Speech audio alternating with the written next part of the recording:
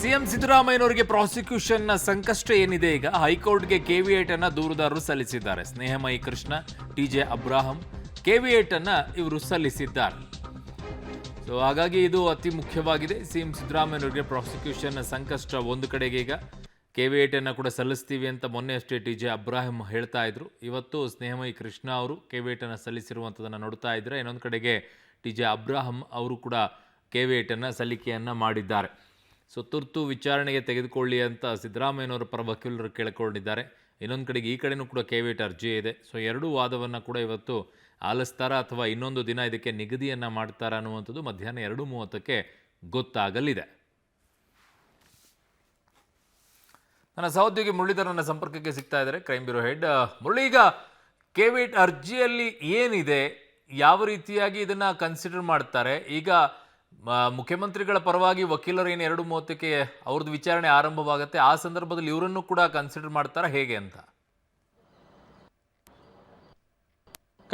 ಅರುಣ್, ಯಾಕೆಂದ್ರೆ ಈಗಾಗಲೇ ಕೆವಿಯೇಟ್ನ ಸಲ್ಲಿಕೆ ಮಾಡಿರುವಂಥ ಉದ್ದೇಶವೇ ಅದು. ಯಾಕೆಂದ್ರೆ ಯಾವುದಾದ್ರೂ CM ಅವರ ಪರವಾಗಿ ಅವರ ರಾಜ್ಯಪಾಲರ ಆದೇಶವನ್ನು ವಿರುದ್ಧವಾಗಿ ಏನಾದರೂ ಅರ್ಜಿ ಏನಾದರೂ ಬಂದರೆ ಆ ಸಂದರ್ಭದಲ್ಲಿ ಆ ಅರ್ಜಿ ವಿಚಾರಣೆ ಸಂದರ್ಭದಲ್ಲಿ ನಮ್ಮನ್ನು ಕೂಡ ಪರಿಗಣಿಸಬೇಕು ಮತ್ತು ನಮ್ಮ ವಾದವನ್ನು ಕೂಡ ತೆಗೆದುಕೊಳ್ಬೇಕು ಅಂತೇಳಿ ಒಂದು ಕೆವಿಯೇಟನ್ನು ಸಲ್ಲಿಕೆಯನ್ನು ಮಾಡಿರುವಂಥದ್ದು. ಕೆವಿಯೇಟ್ನ ಉದ್ದೇಶವೇ ಅದಾಗಿರ್ತದೆ. ಆ ಹಿನ್ನೆಲೆಯಲ್ಲಿ ಇವತ್ತು ಅವರು ಕೆವಿಯೇಟನ್ನು ಸಲ್ಲಿಕೆ ಮಾಡಿದ್ದಾರೆ. ಟಿಜೆ ಅಬ್ರಾಹಂ ಅವರು ಮಾಡಿದ್ದಾರೆ, ಜೊತೆಗೆ ಪ್ರದೀಪ್ ಕುಮಾರ್ ಶನಿವಾರವೇ ಮಾಡಿದರು, ಜೊತೆಗೆ ಸ್ನೇಹಮಯಿ ಕೃಷ್ಣ ಬೆಳಗ್ಗೆ ಅಷ್ಟೇ ಮಾಡಿರುವಂಥದ್ದು.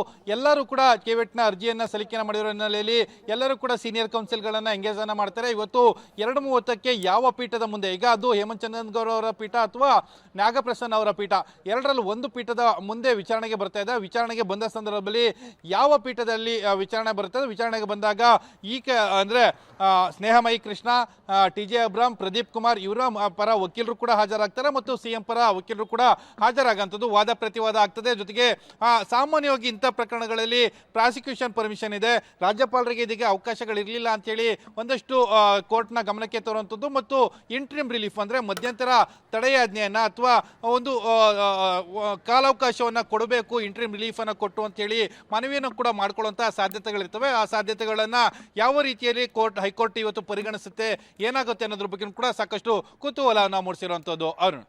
ಓಕೆ ಮುರಳೀಧರ್, ನಿಮ್ಮೆಲ್ಲ ಮಾಹಿತಿಗೆ ಧನ್ಯವಾದಗಳು.